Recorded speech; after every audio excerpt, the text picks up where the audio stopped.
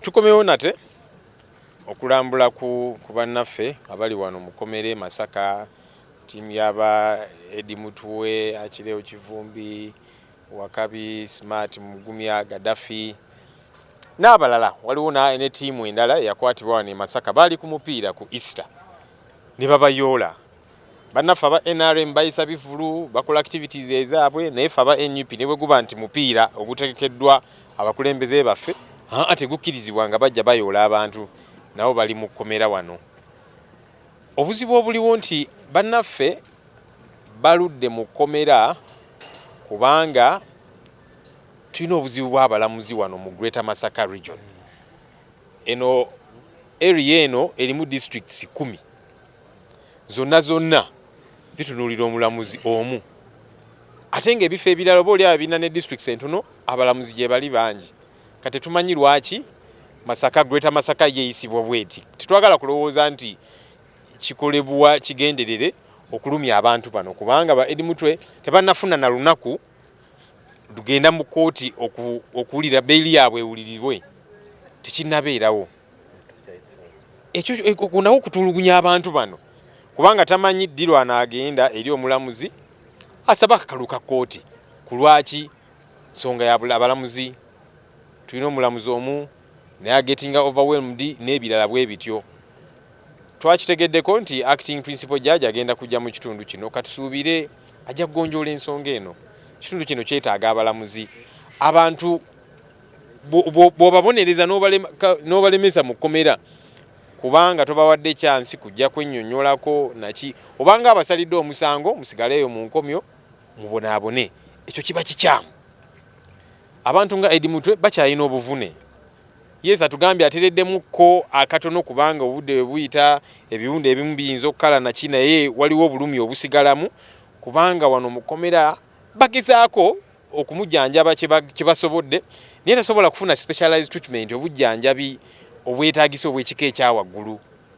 Kati tasobola kifuna wano mu kkomera. Kyovudde tugamba afune bail, afune akakalu ka kooti, agenda afune obujjanjabi obutegeerekeka. Yes, emisango ugire gyagiwoza. Of course babateekako ebisangosango ebitaliimu era n'abaagibateekako buli omu agimanyi giri politically motivated. Naye tugamba tuteeke abalamuzi wano bawulire ensonga z'abannaffe bano, bafune akakalu ka kooti, bagende bafune obujjanjabi. In fact Eddie Mutwe baagala n'ogamba bamutwale afune obujjanjabi awalala ne bakyamulemezza wano. Kyannaku balooya mwabalabye ne bagamba nti kati katwekalakaase kubanga tetuyinza kubeera n'omulamuzi omu yakwasaganya ensonga zonna mu Greater Masaka, eza criminal, eza civil, bano mataka biki. Tekisoboka. Abantu baba tebajja kufuna bwenkanya. In fact kiba kitegeeza abantu kati bayinza n'okutandika okutwalira amateeka mu ngalo. Agambe nti kakati onaagala kubba ttaka lyange, awe naagenda mu kooti teri balamuzi, tujja kumalayo emyaka akwate jjambiya. Ekyo kye twagala bannange. Katusuubire nti ensonga eno enaakolebwako bunnambiro, bannaffe bafulume ku bbeera.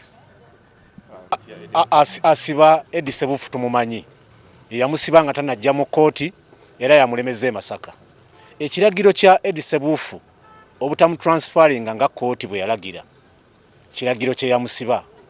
Tulowooza nti kooti erina okwejja mu buwambe. Toyinza kuwa kiragiro ate omulala n'akiziimuula ne tusigala bwetyo. Ne lwaki twalemwa kiragiro kino okiwakanya? Ate twali tulina kudda mu kooti y'emu etalina balamuzi okusobola otuwuliriza. Nga the Honorable Lope wababuulidde, omulamuzi omu enkya agenda kuba plea again, abeera ku locus visit mu bibanja, abeera mu byabusuubuzi ne criminal matters. Ekkomera lino lijjudde. So tusuubira omulanga gwe tukuba ekitongole ekiramuzi kyejje mu buwambe. Abamu kwa kiwambye be babasiba Eddie Mutwe, kyekyo lwaki akyali wano. Talina kuba wano actually nene case. Mbeera yonna ne bw'aba agamba atereddemu waliwo ekiragiro alina kubeera luzira gye basuubira nti waliyo obujjanjabi bwalina okufuna. Kuba obujjanjabi Honorable Lope bwe yeetaaga ng'afe aba interactinga naye busukka n'ekitwabe kiri physical, buli a bit psychological ku bye bamutuusaako. Naye n'ekyokuba nti talina lunaku, tamanyi lunaku lwanadda mu kooti, nakyo kyennyini eba torture in itself, eri psychological. Bali mu kutulugunyizibwa naye bali kaakati. Okwemulugunya twabaga okwemulugunya mu buwandiike nga tugamba nti ekiragiro kya kkooti kiri mu kuziimuulwa naye n'omulamuzi olaba tetulina mulamuzi atuwa ddeeti ya bail kati ku byombi tusooke ki tulina kusooka kulwanirira ddeeti ya kweyimirirwa so si ate yakulwanirira kkooti ekiragiro kyayo so twagala ddeeti eyo naye twafunye okusuubizibwa nti tugenda kuba n'omulamuzi omwezi guno ogutandika ogw'omusanvu guno omwezi gw'omusanvu bwe gubanga tetufunye mulamuzi mulala asobola tuwuliriza era nkikakasa tulina okuddayo ne tulaba nti twerwanako kuba ensonga zakubeeranako kati wekituuse. Abaasiba ba Eddie Mutwe buli omu abamanyi kyagishiti bagisoma bulungi simanya nti bakuba bodyguard w'omukulembeze ono w'omubaka ono simanya ne babbako simanya emitwalo 5 ne sweta n'ebirala bwe bityo be babasibidde wano kakati bwe kiba nti bagambye nti bo bajja kgenda mu nteeseganya bano bateebwe of course kiba kiguumaaza kubanga be babasibidde wano kyagishiti yesomebwa bulungi in fact baali badde bakola dde ekyamagezi ogamba bannaye mutusaasire twaswala ne tubajwetekako emisango tubivuddeko baali badde bakikola dda naye kati bagamba nti kakati bagenda mu nteeseganya bateebwe kubanga ffe tetubafuddeeko ani yasiba ba Eddie Mutwe n'abalala so ndowooza tebaaliguumaaziza bantu emisango gye baateeka ku bannaffe egiri political baali badde bagijjayo dda nga baswadde baswalukuse. I think it's just a general update. We have come to check on our comrades. Togwanise nnyo. I don't know. Kiri okay? Anti badde ndaba gundi wano. We have come to check on our comrades. There's a couple of them who are still held here at Masaka prison.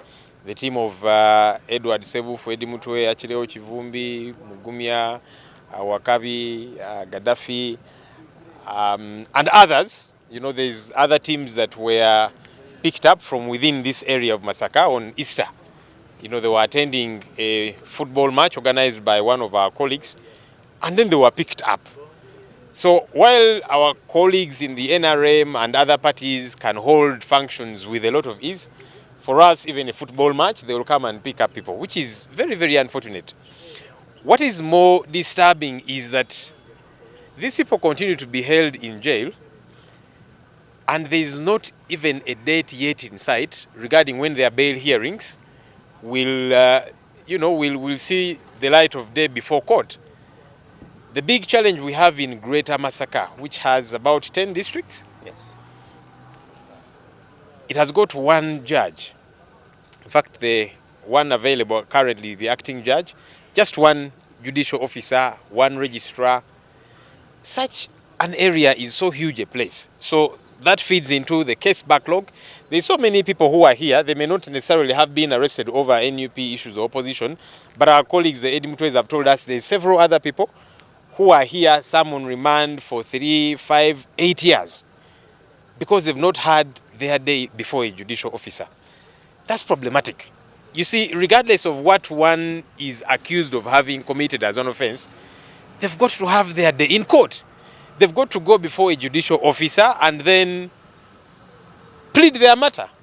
But that has not happened for many of these people. Why? There is one judicial officer. So we want to see that this issue is rectified. Recently, the lawyers from within Masaka were on strike. And you cannot blame them because they were saying we have got cases that have been dragging for a very long time. Whether it be criminal cases, whether it be civil matters and so on. People are languishing. Why? Because their matters have not been attended to. And that's the challenge also with the Eddie Mutwes, because we want them to be given bail. Regardless, of course, their matter is a very flimsy one, it's a political one. We saw the people who dragged them to court and the fabricated charges and so on. We're saying, okay, can they, like anybody else, be able to get bail? But that has not happened yet. Our hope is that the head of the judiciary, the Chief Justice, Deputy Chief Justice, the Principal Judge, we understand the acting Principal Judge will be within this area tomorrow. We hope that she will get to address this matter. As we keep saying, justice delayed is justice denied. That should not just be some kind of rhyme, something we keep talking about for the sake of it. Let's make sure these people get justice. Don't delay people in jail unnecessarily, punishing them because they have not been convicted. If somebody has not been convicted and they are in jail for months, some for years and so on, it is wrong, it is problematic, and that's how people get apoplectic. So we hope that this matter gets to be addressed quickly. Let's get more judicial officers here to attend to these matters, listen to the bail matters that have been filed before court, and of course other cases. Our hope is that this matter will get to be addressed quickly, because also some of these people need better treatment. Eddie Mutwe's condition has not gotten better. You know, he says it has improved a little bit, of course, with the passage of time, but there is some, you know, specialized treatment that he needs to get. He's not able to get it here. And that's why we're saying, can you grant the man bail? Let him go and get the specialized treatment, many of the things that were done to him and so on, and others. Is that too much to ask? In utter contempt of the court order, prisons here did not transfer. Because no matter what, you have to respect a court order. That it still remains here is also unfortunate. It is unlawful, it's against a court order. But then we had to run back to court to tell court that there is contempt of your orders. But the court we ran back to did not have a judicial officer to hear us. So that's the dilemma. We're in a conundrum, and they are taking advantage of that because we have nowhere to rush. That's why we resorted to an industrial action. That's why, because we went before the principal judge and said, okay, if prisons cannot release, then you can hear the matter as the PJ. So we are still in that. We find it problematic that court can continue issuing orders and you're selective on which order. If it's an order of a politician or a political case, then you have to ask politicians on whether you'll comply or not. So the directions for Eddie Ssebuufu to stay here is a political direction from the politicians who do not want us to have him out.